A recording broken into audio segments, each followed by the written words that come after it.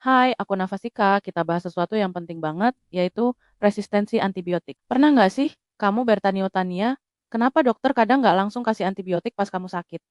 Nah, ini ada hubungannya dengan resistensi antibiotik. Ini terjadi ketika bakteri yang seharusnya mati oleh antibiotik malah jadi kebal. Mereka bermutasi dan berubah jadi obat yang biasanya ampuh, jadi nggak mempan lagi. Penyebab utamanya seringkali karena penggunaan antibiotik yang kurang tepat, misalnya minum antibiotik untuk sakit flu atau batuk pilek yang disebabkan virus. Antibiotik itu cuma buat bakteri, jadi nggak akan ada efeknya ke virus. Penyebab lain bisa karena dosisnya salah, atau yang paling sering, berhenti minum obat sebelum waktunya habis. Pas kita minum antibiotik, bakteri yang lemah memang mati duluan. Tapi kalau kita berhenti terlalu cepat, bakteri yang lebih kuat dan bandel bisa bertahan hidup. Nah, bakteri kuat inilah yang kemudian berkembang biak dan menyebarkan kekebalannya, menciptakan generasi bakteri super yang sulit sekali diobati. Infeksi yang tadinya ringan bisa jadi serius, bahkan fatal. Sekarang, ayo kita bedah lebih dalam gimana proses resistensi ini bisa terjadi. Mekanismenya mirip seleksi alam pertama.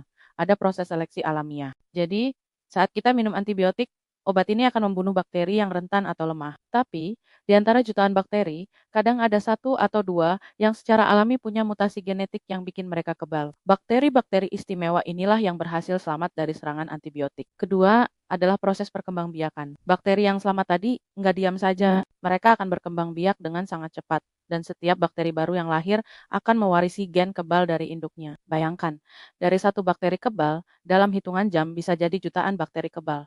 Ketiga, proses penyebaran bakteri kebal ini nggak cuma tinggal di dalam satu tubuh, mereka bisa menyebar ke orang lain. Caranya bisa lewat kontak fisik, bersin, batuk, atau bahkan dari makanan dan air yang terkontaminasi. Akhirnya, bakteri super ini menyebar luas di masyarakat, menyebabkan wabah infeksi yang jauh lebih sulit untuk disembuhkan karena obat-obatan biasa sudah tidak mempan lagi. Lalu, apa saja sih penyebab utama yang bikin bakteri jadi kebal? Penyebab pertama adalah penggunaan berlebihan. Seringkali, antibiotik diresepkan untuk infeksi yang sebenarnya disebabkan oleh virus, seperti flu biasa atau sakit tenggorokan. Padahal, antibiotik sama sekali tidak efektif melawan virus. Setiap kali kita minum antibiotik, padahal tidak perlu, kita memberi kesempatan pada bakteri di tubuh kita untuk berlatih dan menjadi lebih kuat. Kedua, penggunaan yang tidak tepat.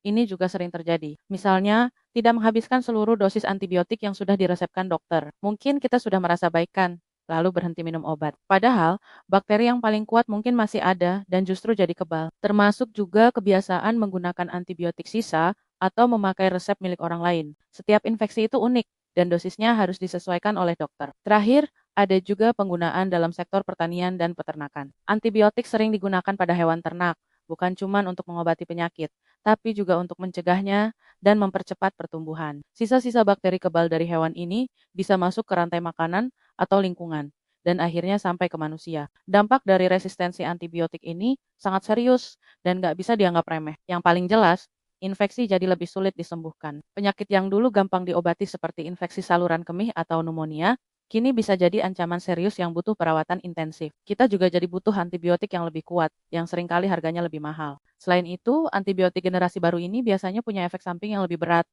mulai dari gangguan pencernaan sampai kerusakan organ jika digunakan dalam jangka panjang. Dampak lainnya adalah peningkatan risiko rawat inap yang lebih lama. Munculnya komplikasi penyakit yang parah, dan yang paling menakutkan, peningkatan angka kematian. Tanpa antibiotik yang efektif, prosedur medis modern seperti operasi besar, kemoterapi, atau transplantasi organ menjadi jauh lebih berisiko. Tapi jangan khawatir, kita semua bisa jadi pahlawan untuk melawan masalah ini. Solusinya ada di tangan kita bersama. Pertama, dan paling utama, gunakan antibiotik hanya jika benar-benar diresepkan oleh dokter untuk infeksi bakteri, bukan virus.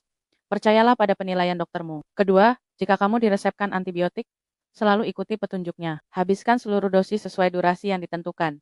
Meskipun kamu sudah merasa lebih baik, jangan berhenti di tengah jalan. Terakhir, mari kita tingkatkan kebersihan diri dan lingkungan. Rajin mencuci tangan dengan sabun, menjaga sanitasi makanan dan air, serta melakukan vaksinasi bisa sangat membantu mencegah infeksi sejak awal. Dengan mencegah sakit, kita bisa mengurangi kebutuhan akan antibiotik. Yuk, jadi generasi yang bijak menggunakan antibiotik.